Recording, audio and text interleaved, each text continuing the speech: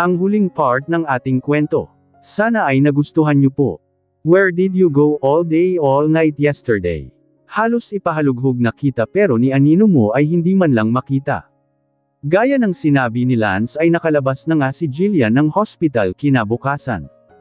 Ang hindi nga lang niya inaasahan ay ito ang uuwian niya. Buong akala ng dalaga ay wala si Paxton sa bahay pero heto at naabutan niyang galit na galit at nagbubuga ng apoy. Hindi tuloy niya alam ang gagawin at kung paano ipapaliwanag dito ang lahat ng mga nangyari kahapon. Bakit ba kasi ito nandito ngayon kadalasan ay sa hospital ito naglalagi? At ipinahanap daw siya nito. Baka nabingi lang siya. Damn it. Kinakausap kita. Tinatanong ko kung saan ka nagpunta kahapon. Answer me. Sigaw nito na kulang na lang ay sakalin siya sa matinding inis. May nangyari kasi sa bahay at kailangan kong puntahan and what? Nakalimutan mo nang umuwi at doon ka na natulog. Dito na ang bahay mo. Natigilan si Paxton sa kakadaldal ng mahadjap ng kanyang paningin ang malaking benda sa braso ng dalaga. Kumunot ang noo nito. What happened to your arm? Bakit may benda iyan? Akma sana nitong hahawakan ang braso ni Jillian ngunit mabilis na nakaiwas ang dalaga. Nagtimbagang si Paxton. Wala ito. Nasugatan lang. I'm asking you nicely here. Don't make me mad even more. Anong nangyari sa braso mo? Mapanganib ang bawat salita nito kaya wala nang nag-awa si Jillian kundi ang sabihin dito ang totoo. What did you say? May bumaril sa iyo. Sino? Namukan mo ba? Sunod-sunod nitong tanong. Naka-helmet nga kaya hindi ko nakita. Then bakit hindi mo man lang ito sinabi sa akin? Maden ang boses nito. Kumunot ang noo ni Jillian. Bakit ba ang dami nitong tanong? Bakit naman niya iyon sasabihin dito? As if naman na may pakialam ito sa kanya. Sabihin sa iyo. Bakit ko naman iyon gagawin? Isinatinig niya. Pumula ang mukha nito at lalong lumapit sa kanya. Bakit? Tinatanong mo kung bakit. It's because you're living under my roof.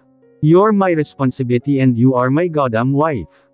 Senggal nito. Napamaang si Jillian dito at hindi alam kung ano ang isasagot. May punto naman ito pero tama ba na sabihin pa na asawa siya nito? Now tell me kung sino ang mga lalaking bumaril sa iyo. Hindi ko nga nakita ang mukha. Madilim na termitig sa kanya si Paxton. Whatever. I don't know why I'm wasting my time with this nonsense. Anito at tinalikuran siya. May gumuhit na kirot sa dibdib ni Jillian sa inasal nito. Wala naman itong pakialam sa iba bukod kay Lily. Bigla siyang natigilan at muling tinawag si Paxton. What? Sikmat nito na hindi niya pinansin. Si Lily. Nasaan nga pala siya? Matagal ko na siyang hindi nakikita Hindi na rin siya bumibisita dito.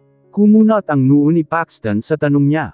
Nagtataka siguro kung bakit bigla siyang nagka-interes sa babae. She's busy with her career and it's none of your business anymore.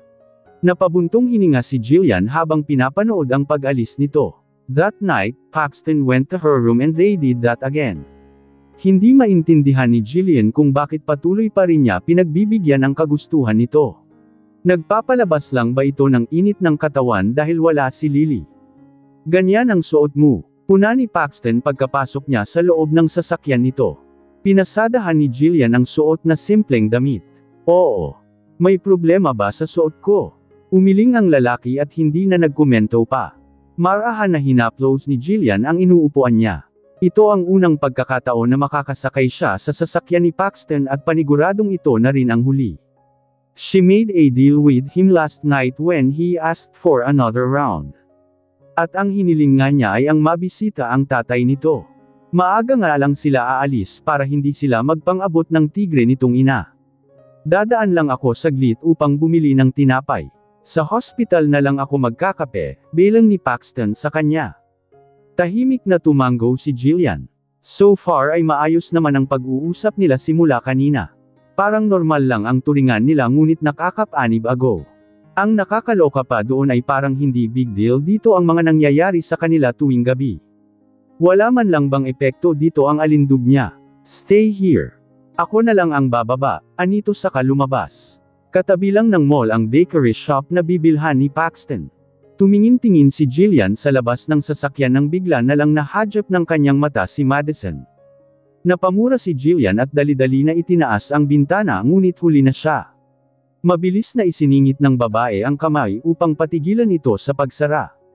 Oh wow! Look who's here! Ang ganda naman ng sasakyan mo, Jillian. Saan mo kinuha ang sasakyan na ito, ha? May sugar daddy ka na ba? Halakhak nito. Grabe ang kaba ni Jillian sa mga oras na iyon. Para na siyang kinakapos sa matinding nervyos. Paano na lang kung maabutan ito ni Paxton? Ano ang gagawin niya? Ano ang sasabihin niya? Mabilis na lumabas si Jillian sa sasakyan upang harapin si Madison at pakiusapan ng mabuti.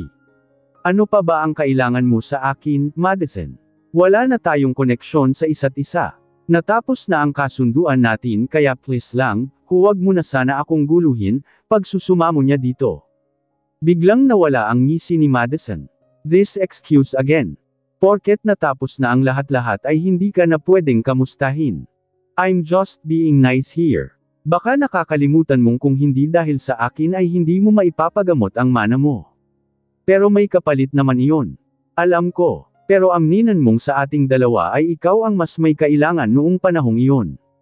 Imagine, 100 milyon instantly. Saan ka nakapulot ng ganong kalaking pera sa panahon ngayon, ha?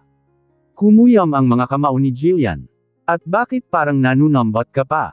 Ikaw ang apat sa akin noon, Madison. I'll just grab the opportunity. So opportunistic ka nga talaga. Tinitigan ni Jillian si Madison.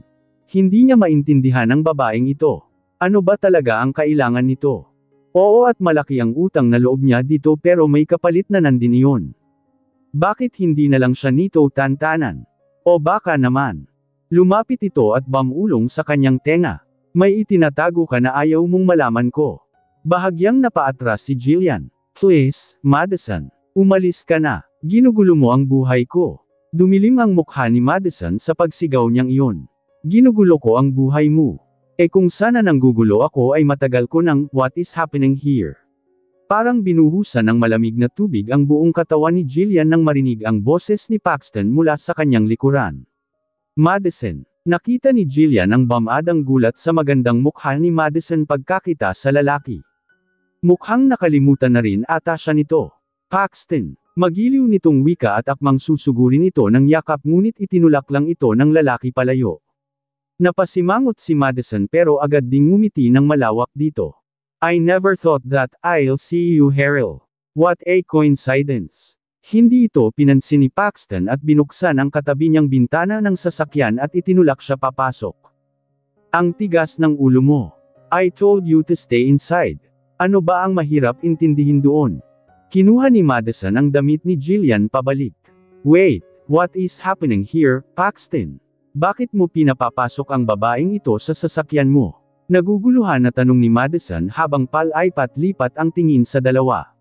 Nagyuko ng ulo si Jillian. Namamawis na ang mga kamay niya sa kaba. Malalaman na ba ni Madison ang totoo? Wala na ba siyang kawala? She's my wife. Got a problem with that?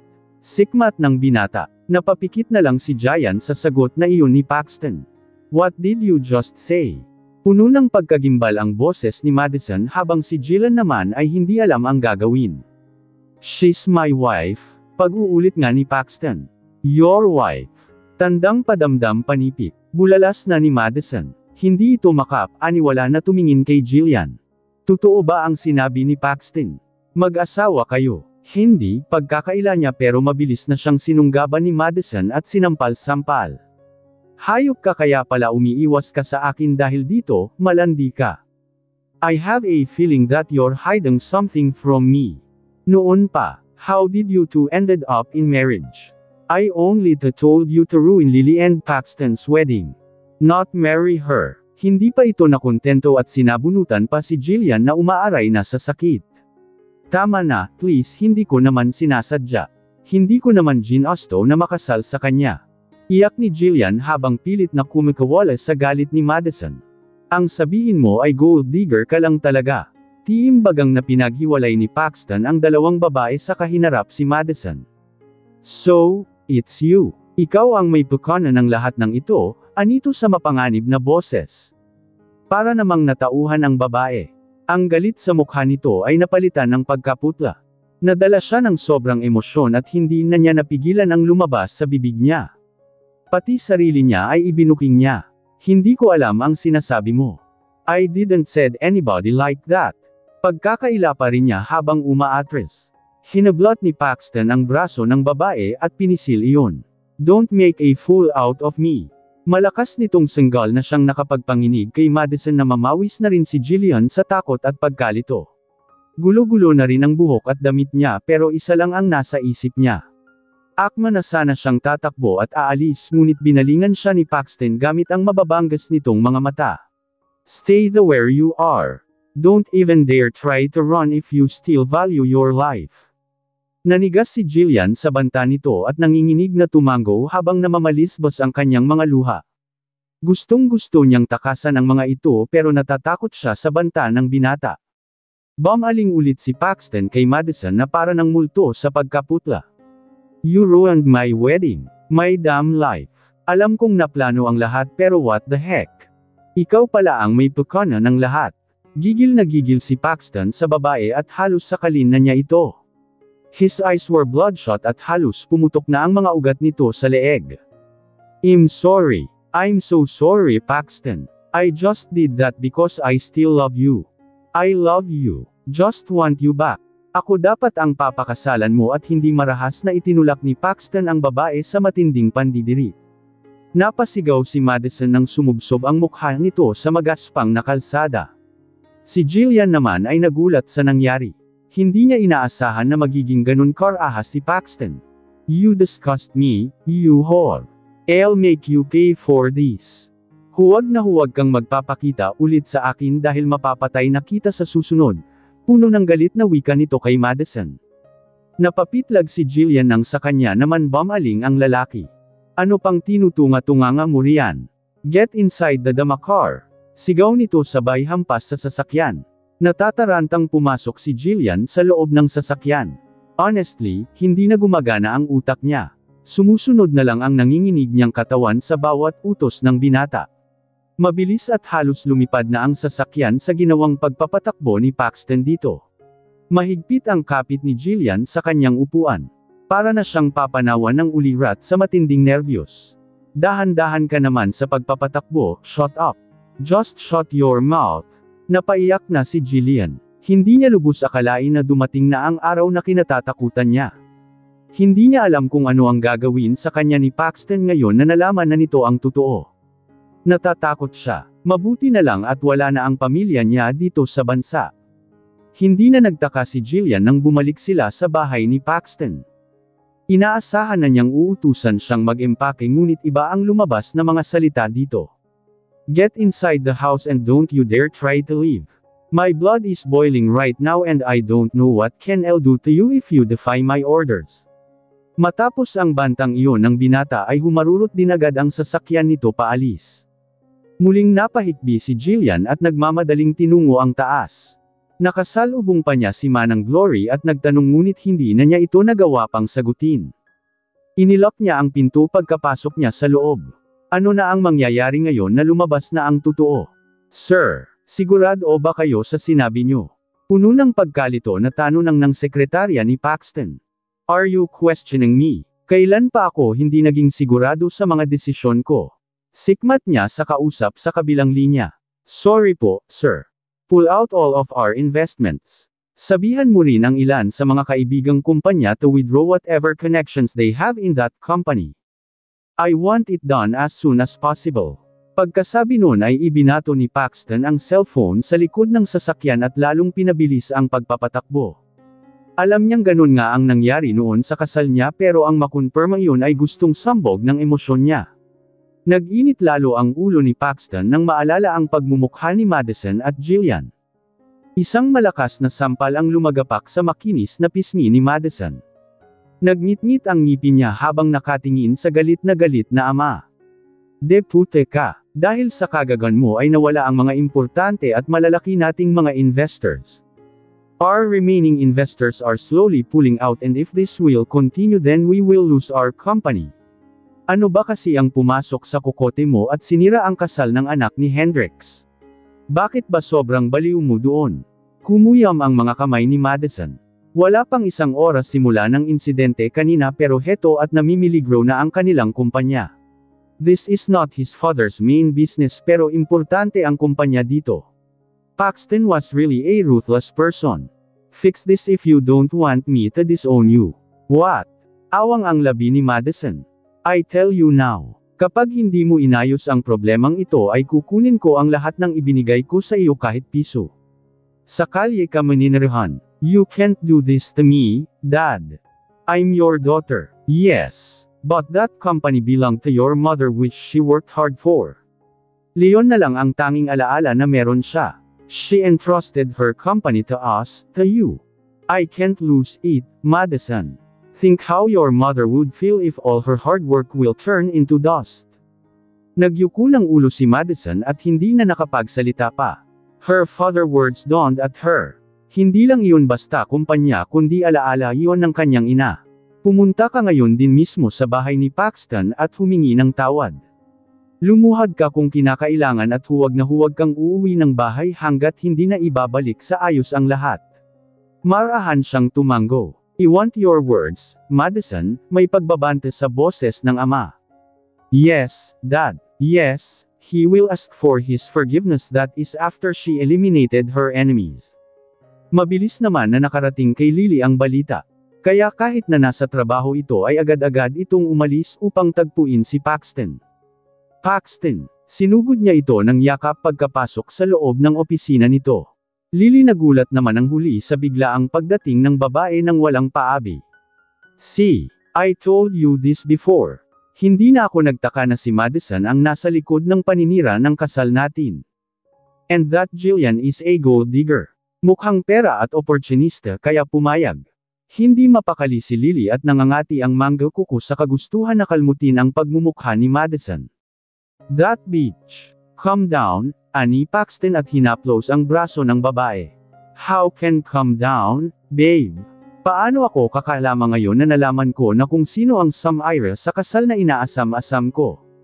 Tandang padamdam panipik. Paghihisteria pa nito. Paxton felt the same anger earlier. Pero ngayon na kumaima siya ay naging mas malinaw na ang pag-iisip niya. Still, his decision of pulling out his investments doesn't change. File now a divorce. Napaangat ng tingin si Paxton kay Lily. What? File a divorce? Don't you think that this is now the right time to do it? Hindi na nakapagsalita si Paxton kaya nagpatuloy si Lily.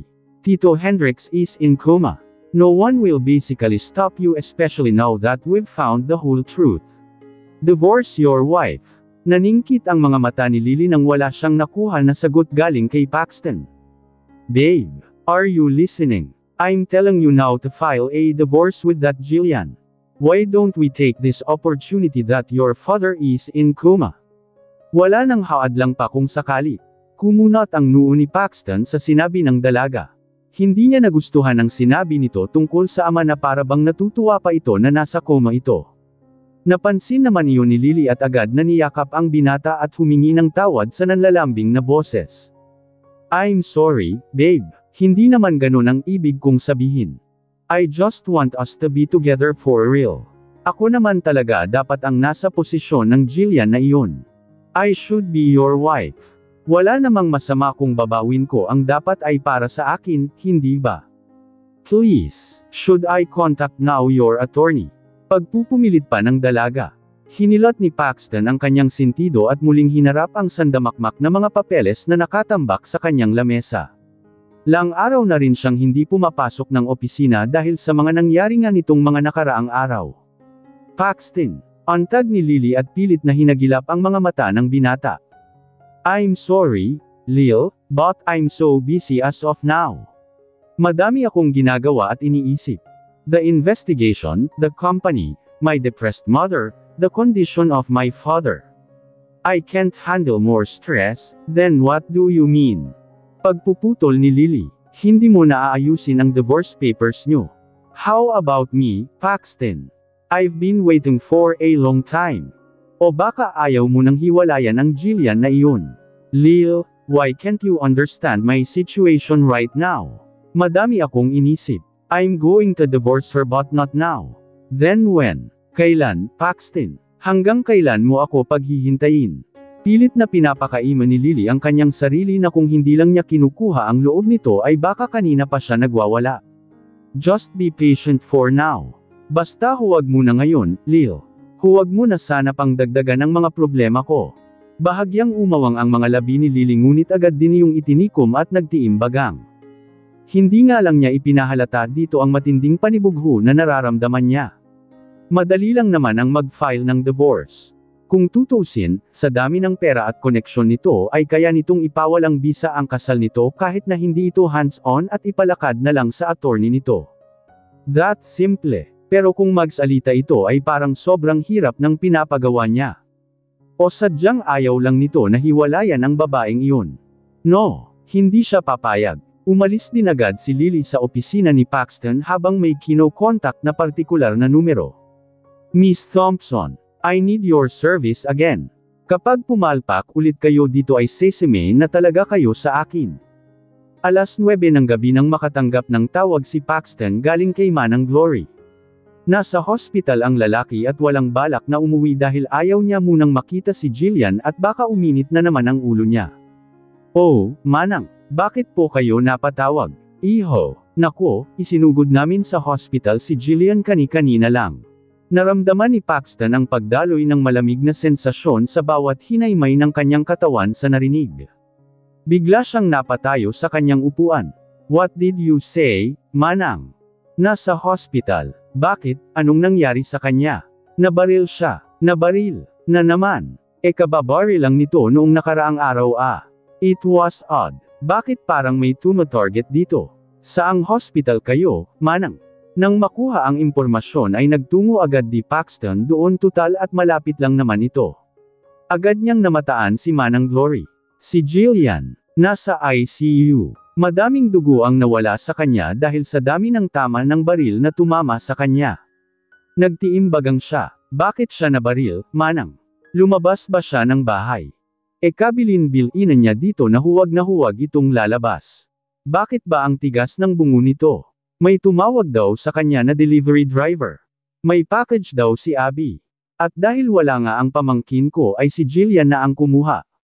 Doon na siya pinagbabaril. Mabuti na lang at naitakbo namin siya dito sa hospital agad, mangyak-ngiyak na salaysay ng matanda. Lalong kumuyam ang mga kamao ni Paxton. So it was confirmed. For those people to call her outside and disguise as a delivery riders, it was clear that someone wants her dead. The question is, who? Who hired those men? Napaupo si Paxton sa upuan sa gilid at sinapo ang noo. What is happening? Bakit sunod-sunod na lang ang mga pamamaril na nangyayari? And why? Why does his heart is pounding in fear? What is happening to him? Tandang padamdam. Hanggang sa may transfer si Jillian sa isang silid ay hindi umalis si Paxton. Pinagmamasdan niya ang dalaga na sobrang putla. He should be mad at her pero parang bulang naglaho ang lahat ng galit niya dito. May nabubuo na ba siyang pagtingin para sa dalaga nang hindi niya namamalayan? Bago umuwi si Manang Glory ay may ibinilin si Paxton sa matanda. Ano iyon, iho? Manang, call Lance and tell him to check the CCTV cameras around. Do you still have his number? Tumango ang matanda. Salamat, Manang. Ako na muna ang bahala dito. Pagkaalis ng matanda ay ilang minuto pang pinagmasdan ni Paxton si Jillian. She was really indeed beautiful and heck, he knows that he's starting to get addicted to her. Hinawakan ni Paxton ang dibdib ng maramdaman na sumikdo iyon. Nakaramdam siya ng pagkalito at takot. Wala sa sariling inilabas ang cellphone at tinawagan ang kanyang attorney.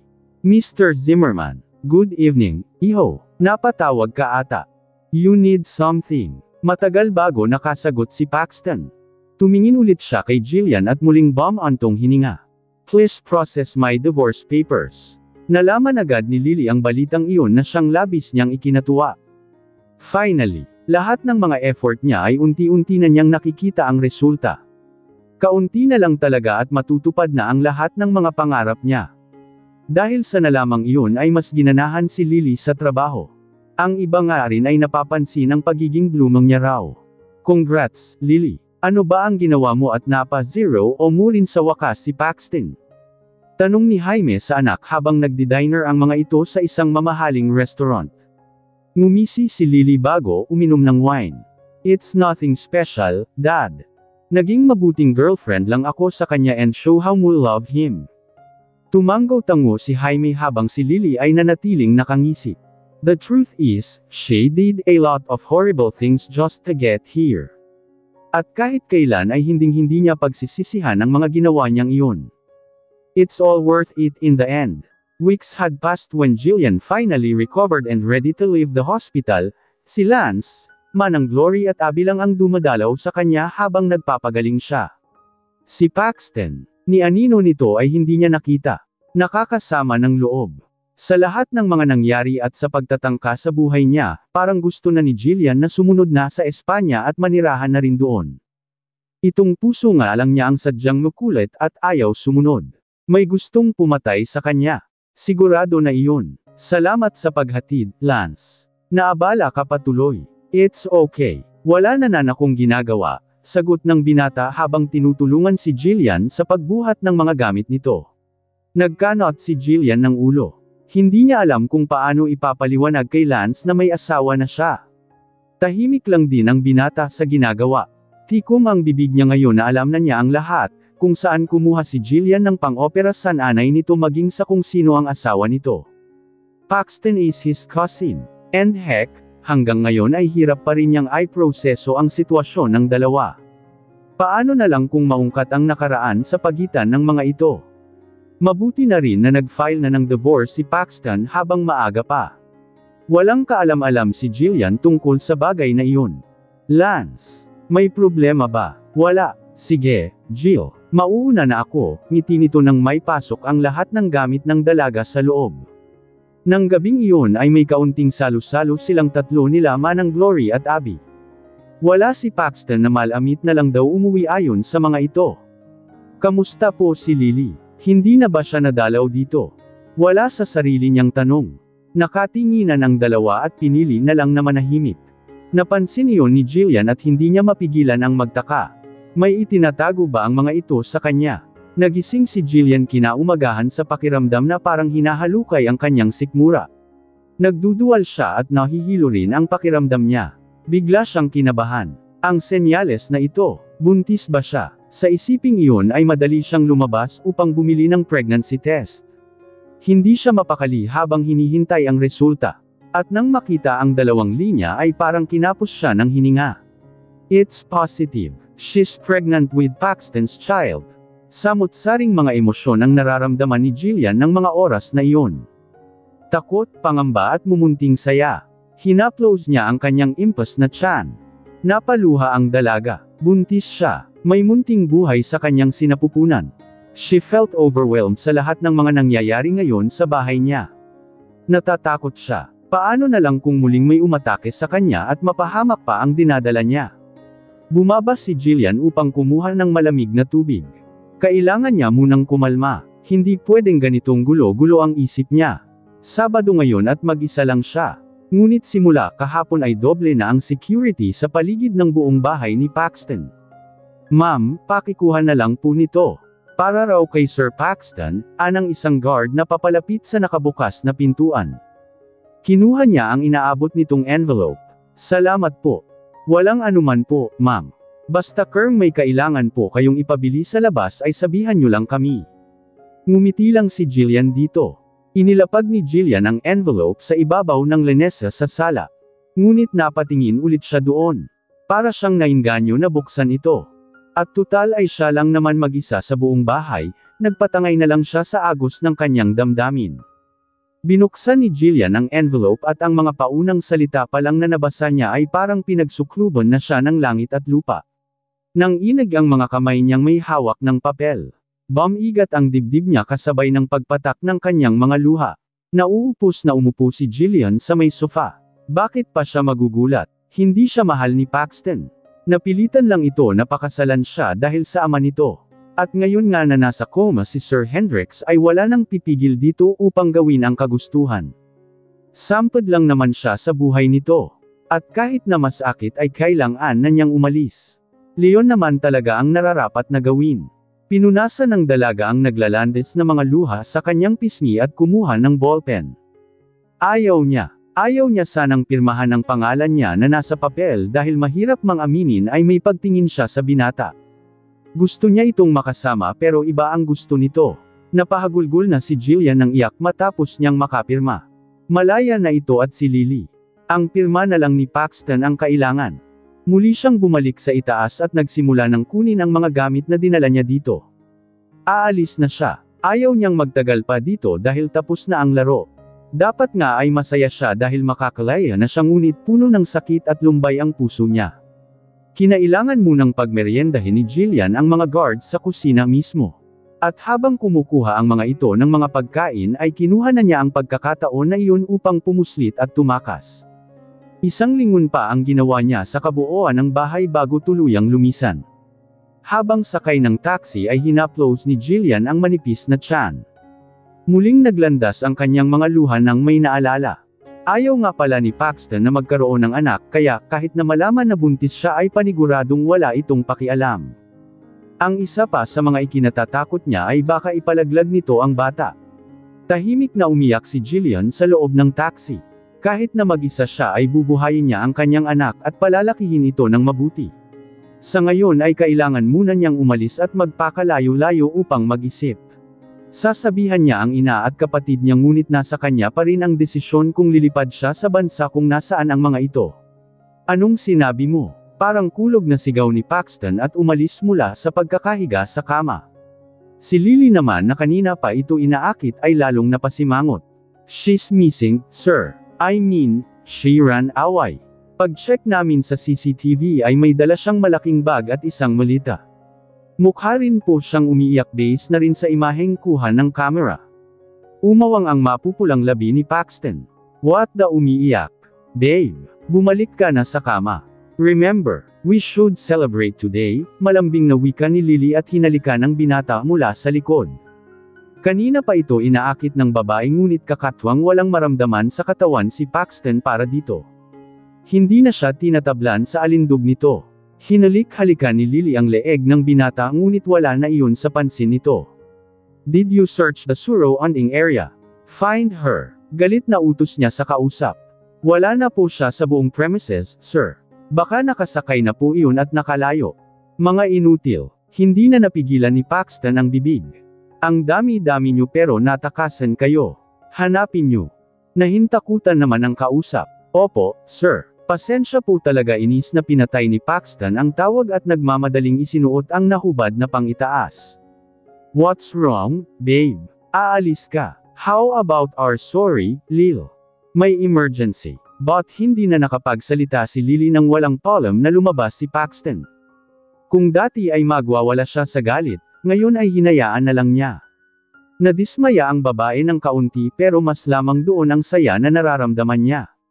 Humiga siya sa kama na mag-isa at malakas na humalaklak. Dumating na ang araw na pinakahihintay niya. Sa kanya na si Paxton ng buong buo. Ang dadami niyong mga demulag kayo pero nalusutan pa kayo ng isang maliit na babae. Nagmeryenda kayo. Inuna niyo ang pagkain kaysa sa trabaho niyo. Mga patay gutom ba kayo ha? Siniswelduhan ko kayo upang magtrabaho. Hindi para lumamon. Bulyo ni Paxton sa buong security team na tahimik lang at nakatungo ang mga ulo. Hanapin niyo siya. Isa pang masamang tingin ang ibinigay niya sa mga ito bago pumasok ng kabahayan. Galit na galit siya at hindi niya maintindihan kung bakit. Taas-baba ang dibdib ng binata habang inililibot ang paningin hanggang sa damako iyon sa envelope at papel sa ibabaw ng lamesa sa sala. Marahas niya iyon ang hinablot at nang makita ang pirma ng dalaga sa ibaba ay agad niyang pinunit ang papel at pinagpira-piraso ng pino. No, she can't leave without his permission. Pumanhik sa itaas si Paxton at pumasok sa kwarto ni Jillian. Ang unang bumungad sa kanya ay ang amoy at halimuyak ng dalaga. Bigla siyang nakaramdam ng pangungulila lalo na nang madako ang tingin niya sa kama. The same bed where he made love to her, where he shared himself and the bed where he cherished her.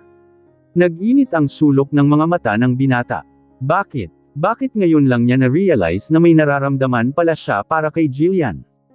Actually, he already noticed it ngunit dahil isa siyang gago at torpe ay tinakbuhan niya iyon and file a divorce sa pag-aakalang linoloko lang siya ng sariling damdamin. Pero hindi. He loves her. He's so stupid. So damn stupid. Sa inis niya ay sinipa niya ang basurahan sa gilid. Natamba iyon at nagkalat ang laman. Wala siyang pakialam ngunit may isang bagay ang pumukaw sa kanyang atensyon. Mabilis pa sa kidlat na pinulot niya iyon at pinakatitigan ng mabuti. Nanlaki ang mga mata ng binata at parang mahihimatay sa nakikita ng kanyang mga mata. She's pregnant. Agad siyang nagdial ng numero. Find my wife. Her name is Jillian Gonzalez. And also, I want you to check her background. Give me all the information about her. I need it ASAP. Malutong na sampal ang damapo sa pisngi ni Lance. I'm sorry ang tangi nitong nasabi sa maliit na boses. Sorry, Lion lang ang sasabihin mo. Matagal naming inaasam na magkaroon ng hustisya ang pagkakamatay ni tatay pero kaya wala pala kaming makuha dahil hiniharangan niyo ito. Pulang-pula ang mukha ni Jillian habang ang mga matatalim na mga mata ay nakatutok kay Lance. Ito lang ang pinagsabihan niya kung nasaan siya. Lagi itong bumibisita sa kanya. Kaibigan ang turing niya dito pero hindi niya alam kung ganun pa ba ang tingin niya dito matapos niyang marinig ang mga ipinagtapat nito. Mahigit 1 buwan na simula nang magpakalayo-layo ang dalaga. Halata na rin ang baby dump nito at lalong tumingkad ang ganda dahil sa pagbubuntis. Please makinig ka Jillian. Sinubukan ni Lance na lapitan ang dalaga ngunit tiimbagang nitong itinuro ang pintuan. Get out, Lance. Please. I said get out. Sigaw ni Jillian saka napahagulgol ng iyak. Kaya pala ang bait-bait mo sa akin noon. Kaya pala ganun na lang ang kagustuhan mong matulungan kami dahil meron ka palang malaking utang sa akin. Kayo ng pinsan mo. Nababaliw nitong sigaw. Pilit na niyakap ni Lance ang dalaga na halos maglupusay na sa tindi ng emosyon na nararamdaman. I'm so sorry, paulit-ulit na paghingi ng tawad ni Lance. Naluluha na rin siya at pilit lang iyong pinipigilan sa pagpatak. Patuloy lang si Jillian sa mga pagsigaw at pag-iyak. Nagsimula niyang suntukin sa dibdib si Lance. Hayop kayo mga hayop kayo. Tinanggap lahat iyon ng binata. Kulang pa nga ito sa kasalanang nagawa nila sa pamilya nito. Hindi na kaya pa ng konsensya niya na itago dito ang katotohanan kaya kahit na alam niyang ganito ang mangyayari ay sinabi pa rin niya. Jillian deserves to know the truth behind her father's death. Nasa ganoong eksena ang dalawa nang biglang bumukas, ang pintuan ng inuupahan na apartment ng dalaga at mula doon ay iniluwas si Paxton na nagimbal sa naabutan na eksena sa loob. Parang nasisiraan ng ulo si Paxton matapos mabasa ang resulta ng investigasyon na ipinagawa niya. All this time, hindi gawain ni Paxton ang umiyak pero ng mga sandaling iyon ay hindi na niya napigilan ang mapaluha. Isa lang ang tumatakbo sa isip niya ng mga sandaling iyon ay ang humingi ng tawad kay Jillian. Mabilis niyang iniligpit ang papel. Tumingin si Paxton sa ama na nakarite sa kama at nilapitan. Forgive me, Dad. I'm sorry for not listening to you before, aniya sa paos na boses. Itatama ko ang lahat ng mga pagkakamali ko. That's a promise. Lumabas ng kwarto ang binata at nagmamadaling naglakad. His heart was thumping so hard at para na iyong lalabas sa kanyang ribcage. He remembered now. The little girl who saved her when he was a child was Jillian. Some men tried to kidnap him. He was all bloody and almost passed out from all the beatings he get but Jillian came in time to rescue him before it's too late. She risked her life for him. That incident was too traumatic for him that his brain unconsciously removed that from his memory. Pero ngayon na maliwanag na sa kanya ang lahat ay handa siyang lumuhad at magmakaawa dito mapatawad lang siya sa lahat ng mga pagkukulang niya. Lalong-lalo na sa pagkamatay ng ama ng dalaga. It was all a mistake. It was just an accident. Gustong ayampog ni Paxton ang ulo sa pader sa lahat ng mga kagaguhan na nagawa niya. Ngunit kailangan niya munang makausap ang dalaga bago niya gawin iyon. Saan ka pupunta? Tanong ni Cynthia nang makasalubong ang anak sa hallway ng hospital. Wala na ang makapal nitong makeup na laging suot araw-araw. Matamlay na rin ang mukha nito at parang wala ng bahay. Nahihirapan ito sa nakikitang kalagayan ng asawa. May importante lang akong pupuntahan, Mom. I'll be out 4 days. Kayo na po muna sana. Ang baalang tumingin kay Dad. Tumanggo lang ang ginang sa pag-aakalang tungkol sa negosyo ang pupuntahan ng anak. Umuwi si Paxton sa bahay niya. Wala na rin sina Manang at pansamantala munang nakalive with Pei ang mga ito. Hindi na rin naman siya umuwi dito. Wala naman na si Jillian. Halos isang buwan na at sobrang nakakapanibago. Nag-iempake siya ng ilang damit nang biglang tumawag si Lily. Tiningnan lang iyon ng binata at hindi nag-abalang sagutin. Ngunit sadyang nukulit ang babae. Hindi talaga tinantanan si Paxton hanggat hindi nito sinasagot ang tawag. What is it? What is it? Paxton, you've been ignoring me these past few days. Akala mo ba ay hindi ko napapansin ang biglaan mong panlalamig sa relasyon natin? I can feel everything. And now you're trying to avoid my calls. Litanya ni Lily nang sagutin ng binata ang tawag. Imbisi, layan na lang ang lagi mong sinasabi. Akala ko ay pag-aari na kita ngayon na wala na kayo ng asawa mo pero bakit pakiramdam ko ay lalo kang lumalayo sa akin? Hindi agad nakaimik si Paxton dahil may punto ito. Hindi rin niya masabi dito ang totoo na hindi pa sila hiwalay ni Jillian. Pumayag nga ang dalaga ngunit nagbago na ang isip niya. He doesn't want their marriage to end. And as for Lily, he doesn't know how to break the news to her that he's losing his love for her. Are you listening to me? Napabuntong hininga si Paxton. I got to go, Lil. Sa susunod na lang tayo mag-usap. No, I want us to talk now. Lagi ka na lang umiiwas. Pinatay na ni Paxton ang tawag at ini-off ang cellphone. Wala siyang oras makipagbangayan dito. He needs to see Jillian right now. Hindi naman makapaniwala na tinitigan ni Lily ang cellphone nang pinatayan siya ni Paxton. Nag-init ang ulo niya. What is happening to him? Hindi pwedeng ganito. Kailangan niya itong puntahan ngayon din.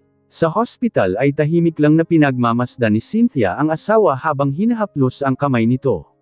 Kailan ka ba majay gising, mahal? Kausap niya dito. Nagring ang cellphone ng ginang na nasa lamesa. Si Lily ang tumatawag. Oh iha, bakit ka napatawag? Nasaan po si Paxton, tita? Nandyan po ba siya? Wala siya dito. Kaaalis lang. May pupuntahan daw at iyang araw daw na mawawala. Bakit? Hindi ba niya nasabi sa iyo? Wala naman po siyang sinasabi, tita, sagot ni Lily na masama na ang templada ng mukha. Sinabi po ba niya kung saan siya pupunta? Hindi naman, iha. Baka nagkaproblema lang sa isa sa mga site. Duda si Lily doon. Agad itong nagpaalam sa ginang. Lumalayo sa kanya si Paxton at kailangan niyang malaman ang rason.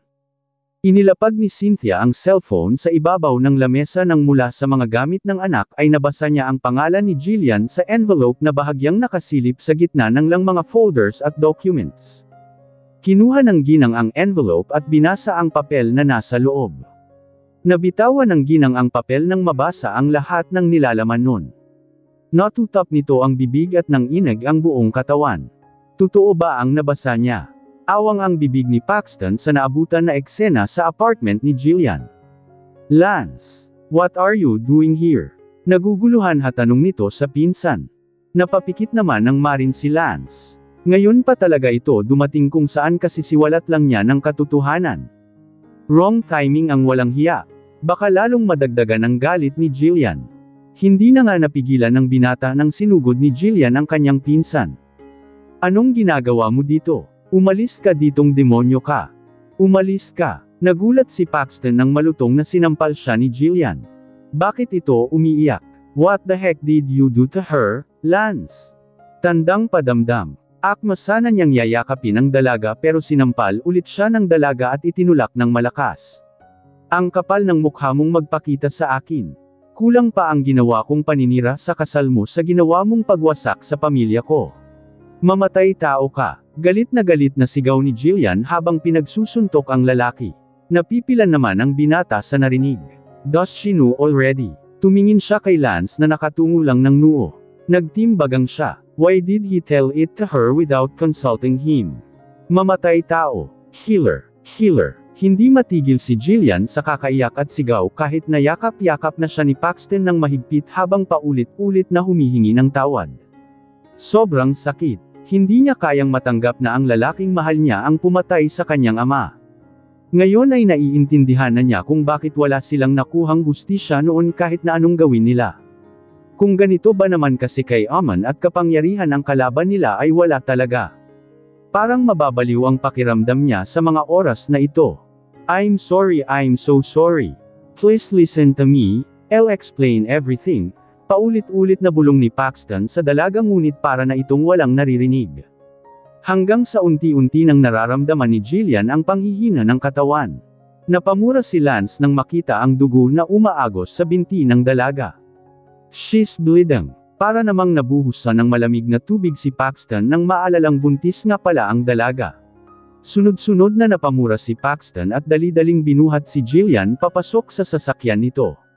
Agad naman na sumunod si Lance at sumakay sa sariling sasakyan.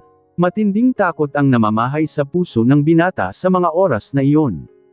Please, hang in there. I don't want to lose you and our baby. Kausap niya habang mabilis na pinaharurot ang sasakyan sa pinakamalapit na hospital. Mag-iingat po kayo sa susunod, sir. Alagaan niyo ng mabuti ang asawa niyo dahil maislan ang pagbubuntis niya. Muntik nang malaglag ang bata. Mabuti na lang at mabilis niyo siyang naitakbo dito. Hanggat maaari ay iwasan niya ang mataas na emosyon katulad ng nangyari kanina.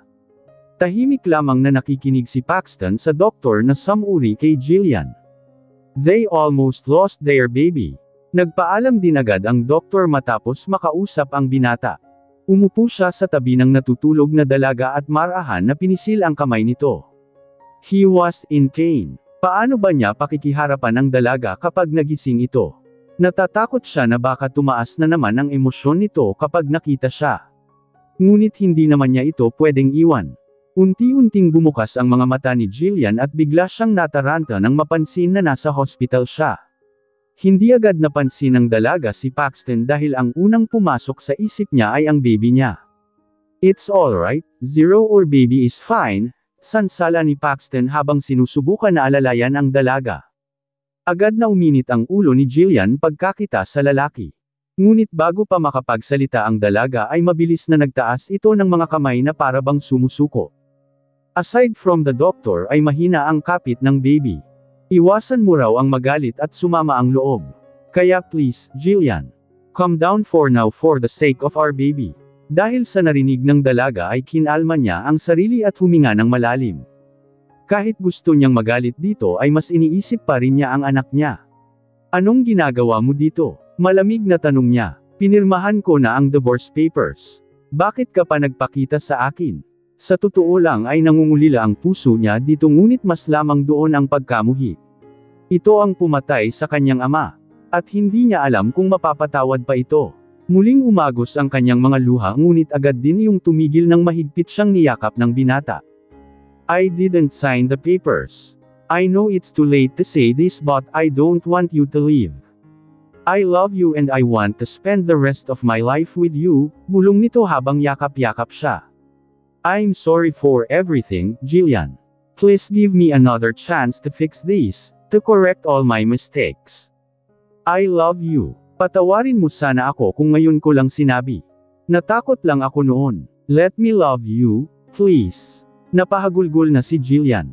Biglang nanikip ang dibdib niya sa lahat ng mga narinig sa binata. Ni sa panaginip ay hindi niya naisip na maririnig niya ang mga salitang iyon dito. Pakiramdam niya ay nananaginip lang siya ngunit hindi dahil ramdam na ramdam niya ang maiinit na yakap ng binata.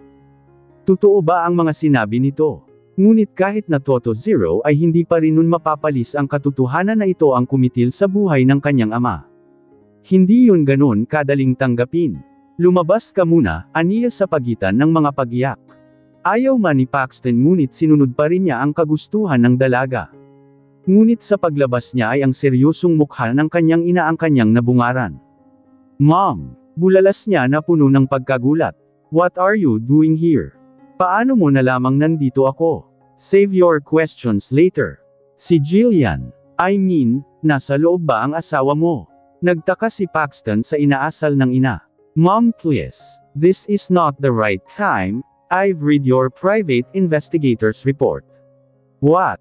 Join me inside. You as well, Lance. Anito sa binatang kanina pa walang imek sa gilid. Kailangan niyong marinig kung ano man ang sasabihin ko. Wala nang nagawa pa si Paxton nang basta na lang pumasok ang ina sa silid ni Jillian. Agad ding sumunod si Lance na nagtataka. Ang sabi ko ay lumabas ka. Hindi ka ba nakakaintindi? Nabitin sa lalamunan ni Jillian ang salita nang makita si Cynthia Zimmerman. Bakit pati ito ay nandito? Bakit hindi na lang siya tantanan ng mga ito? Tandang padamdam. Relax, Jillian. Hindi ako nagpunta dito upang manggulo. I came here to tell you something important. Humugot ng malalim na hininga ang ginang upang humugot ng lakas para sa ipagtatapat. May 9, the day when your father got shot, get out, angle ni Jillian sa matalim na boses. Mom, ano ba? Kung pumunta ka dito upang manggulo then please just listen to me. Tumaas na rin ang boses ni Cynthia saka hinarap si Jillian. Totoong ang anak ko ang bumaril sa ama mo pero ako, kami ang totoong may kasalanan ng lahat. Everything was just a trap. Kami nila Jaime ang nagplano ng lahat. Isang nakakabinging katahimikan ang namayani sa loob ng silid hanggang si Paxton ang unang nakabawi. What did you say? A trap. What do you mean, Mom? Pati si Jillian at Lance ay nabingi sa narinig. Tuldok. Mariin na permikit si Cynthia. Her memories on that day was still fresh even after all these years. Hendrix Zimmerman's first love was Jillian's mother, Carmela. It was a forbidden love. Galing lang sa mahirap na pamilya noon ang babae habang si Hendrix naman ay isang tagapagmana. Mahal ng dalawa ang isa't isa at natigil lang nang malaman ni Carmela na ikakasal pala ang kasintahan kay Cynthia. It was an arranged marriage. Nagpakalayo-layo ito hanggang sa hindi na muli ito nakita pa at nakapag-asawa na rin. The same thing happened to Jaime though Mapsan. Dahil sa labis na ganda ni Carmela ay hindi nito napigilan ang sarili na mahulog dito. At kahit na may pamilya na ang lahat ay hindi pa rin nakalimutan ni Hendrix si Carmela, ang rason ng madalas na pag-aaway nila ni Cynthia. At dahil napuno na ang huli at sa kagustuhan ni Jaime na mapasa kanya si Carmela, they tried to set up Carmela's husband. Meron malaking transaksyon ng droga ang magaganap. At dahil kailangan noon ni Frederick ng pera ay pumayag ito sa ipinapatrabaho ng kaibigan. Ito ang magdadala ng droga sa lugar na napagkasunduan ng katransaksyon. Walang alam si Jaime na illegal pala ang ipinapagawa sa kanya. At base sa dates na hawak nila Paxton at ng grupo ay isang kilalang kriminal ang taong dapat sana ay gagawa ng trabaho nito. And based on the order that they have, caught him dead or alive. At kahit nakasuot ng mask si Frederick ay ginampanan pa rin nila Paxton ang kanilang tungkulin for the sake of their mission. And when they retrieved the dead body, that's when they confirmed that it was a wrong person. Bakit ibang tao ito? This is not our main target. At nang lumabas ang resulta ng pagkakakilanlan ni Frederick, na isa lang itong civilian at napag-utusan lang, doon na nagsisihan ang lahat. Lance. Binalingan ni Paxton ang pinsan. This is your fault. You should have double-checked if he's our target. Don't put the blame on me. I was just following orders. They said it's him and to shoot. Bakit parang ako pa ang sinisisi mo? Tandang padamdam panipik. Because it's your job to confirm his identity. E di tinanggal mo sana ang suot na mask nang nakilala ko. Ganti naman ni Lance. Simula noon ay doon na nagkaroon ng lamat ang relasyon ng magpinsan. Pinalabas na lang ng mga ito na nasangkot sa enkwentro ang ama ni Jillian, walang eksaktong impormasyon at walang isinagawang investigasyon kahit na gustuhin man ng pamilya Gonzales. Wala agad na kaimik ni isa matapos ang salaysay na iyon ng ginang. Para bang nagbitaw ito ng bugtong na hindi alam ng tatlo ang isasagot. Si Jillian ay natulala na habang nakatutok ang mga mata sa puting kumot. Pinunasan ni Cynthia ang tumulong luha sa gilid ng mga mata. Magsasalita ulit sana ito nang tumunog ang cellphone ni Paxton. Si Cohen ang tumatawag. Yes. Any update? Sorry it took longer than usual. I already have the result regarding to your father's ambush. I have now the name of the mastermind. Just prepare yourself. Mommy, look. I've made Daddy his favorite pancakes. Napakurap-kurap si Jillian nang maabyutan ang anak sa kusina. Kasama nito si Manang Glory at Abby na inaayos na ang mga gamit at ingredients na nagamit ni Amare sa pagluluto. Kung maaga siyang nagising ay mukhang mas maaga pa ito. Binuhat niya ang anak at hinalikan sa pisngi. So, para kay Daddy lang ang pancakes na niluto mo. How about for Mommy? Aniya at umaktong nagtatampo. Humajijek ang kanyang anak. Next time, Mommy, when it's your birthday too. Sumimangot si Jillian at pinanggigilan ng anak. Hay nako, Jillian. Kagabi pa ako sinusuyo ng batang yan na tulungan ko raw na magluto ngayon. Maaga pang nagising sa akin. Si Manang Glory na amliling. Lumapit naman si Abby sa kanila at pinisil ang pisngi ni Amara na buhat-buhat niya. Ang cute-cute kahit na halatang puyat. Natawa silang pareho nang humikab nga ang bata. Daddy always wakes up early so I need to wake up earlier. I want to surprise him. Nilang na lang si Jillian. Kahit napabagsak na ang mga mata ng anak ay pinipilit pa rin na idilat upang hintayin ang ama. I can smell pancakes everywhere. Malawak na ngumiti si Amara at agad na bumaba mula sa pagkakabuhat niya upang salubungin ang ama. Napapangiti na lang na pinanood ni Jillian ang dalawa. Daddy, good morning and happy birthday. Nagpabuhat ito at natatawa naman itong kinuha at hinalikan sa pisngi. Thank you, cutie pie. What is your gift for Daddy then? Pancakes. I made you pancakes. The pancake version of Mommy. Mula sa anak ay bumaling ang tingin ni Paxton sa asawa na nanunood lang sa kanila. He smiled to her while his heart was thumping so loud. She's gorgeous as always, sweet as candy and the most caring woman he'd ever met in his life. Nilapitan niya ito habang buhat-buhat pa rin ang anak nila. Happy birthday to my loving husband, ani Jillian at matamis itong nginitian. Hindi na napigilan ni Paxton ang sarili at hinalikan ito ng marahan sa labi. Even though he wants more, he made sure na hindi sila lalagpas sa ganong klase lang ng halik kapag kasama nila ang anak. If it was just the two of them, they would be making love right now. Kya, Daddy, you have to kiss me too. Nakalabi na sabi ni Amara na ikinatawa ng dalawa. Hinalikan din ito ni Paxton sa pisngi upang hindi magtampo ang anak nila. Daddy, you have to taste now the pancakes that Lave made. Charaan, ipinakita ni Amara ang niluto na pancakes. Lihim na tumawa ang dalawa nang makita na may sunog-sunog ang mga niluto nito. Tinikman iyon ni Paxton habang excited naman ang bata sa magiging reaksyon ng ama. Ngumuya-nguya ito habang nakapikit pa. Eats. Si Amara na hindi na makapaghintay. Ngumisi si Paxton. It's delicious. Mas masarap pa sa version ng mama mo. Napatawa na lang si Jillian sa sinabi ng asawa. He's really a smooth talker. Paimpol na nga lang niya itong kinurot sa tagiliran na siyang ikinahalaklak nito. Really, mas masarap pa kaysa sa luto ni Mommy. Natutuwa na wika ni Amara at bahagyang tumalon-talon pa. Yes, little chef, sang-ayon naman ni Paxton na nangingiti. Matapos makain nga lahat ni Paxton ang ginawa ng anak ay hinatid na muli ito ni Jillian sa kwarto dahil inaantok na talaga. Kalalabas nga lang niya sa kwarto ng anak ay hinayla agad siya ni Paxton papasok sa sarili nilang silid at sinimulang sila ng halik.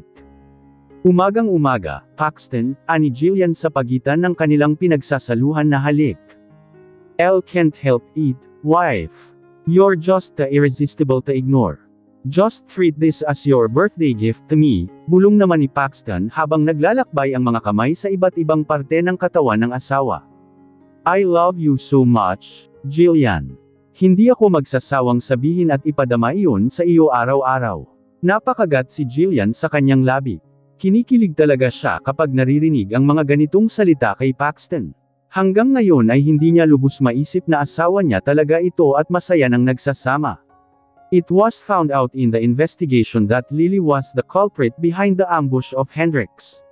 Nasa kulungan na ito ngayon habang ang ama naman nitong si Jaime ay lumipad na sa Switzerland upang hindi na mahabol pa ng batas. Sa kaso naman ni Jillian ay hindi pa tuluyang naghihilom ang kanyang puso sa pagkakaalam ng totoong dahilan ng pagkamatay ng kanyang ama. Hanggang ngayon ay may pait pa rin siya sa dibdib na naramdaman para kay Cynthia Zimmerman. And Paxton understand all of that. Hindi na lang nagsampa pa ng kaso si Jillian sa ginang alang-ala sa kanyang asawa. Si Lily lang talaga ang nanagot sa batas dahil hindi ito pinalagpas ni Paxton sa ginawa nitong pagtatangka sa buhay nilang dalawa ng ama nito. All the love that Paxton has for Lily was all gone now and it was replaced with pure hate and disdain. There was also a time where he was questioning himself if he really did love her or it's just pure physical attraction and the desperation to find true love. And he was glad that his wedding that day was ruined. If not, he can't imagine his life without Jillian and his child now. He was grateful to his father for making that decision that time. It was all thanks to him that he was now having this happy life with his loving wife and adorable daughter.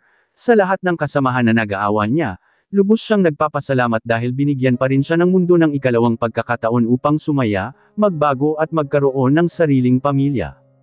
Love you so much. I love you so much. Paulit-ulit na bigkas ni Paxton kasabay ng pangingilad ng luha sa kanyang mga mata. Bakit ka naiiyak? Masuyong tanong ni Jillian habang pinunasan ang namamasa nitong mga mata. Nothing, I'm just happy, anito at isinubsob ang mukha sa leeg ng asawa. May masaya bang umiiyak? Pagbibiro ni Jillian dito. Meron. Ako nga, hindi ba? Pagsusungit na ni Paxton na siyang lalong ikinatawa ni Jillian. Sanggit naman ng mister ko. Gustong gusto mo rin naman, sagot nito at sinimula na naman siyang halikan at damhin. Napapikit na lang si Jillian at nagpaubaya sa asawa. Wala na siyang mahihiling pa. Walang-wala siya noon pero heto ngayon at nag-uumapo na ngayon ng kasiyahan ang buhay niya. It was not an easy journey as the start of their love story was unexpected and full of chaos. Pero masaya na siya ngayon na sa huli ay nagkaroon din sila ng sariling happy ending. Kapag gumawa ka ng mabuti sa kapwa mo nang walang hinihintay na kapalit, at nang may malinis na intensyon ibabalik yan sa'yo ng maraming beses. Maging mabuti tayo sa ating kapwa. Huwag natin gawin ang mga bagay na ayaw nating bumalik sa atin. Minsan ang buhay parang soap opera. Hindi man ngayon ang balik-abangan. Ang pilit inaapi pinagpupala talaga. Hanggang sa muli, maraming salamat sa tiwala at support sa aking munting channel. Mag-iingat po kayong lahat palagi. Ang inyong support malaking bagay po sa akin.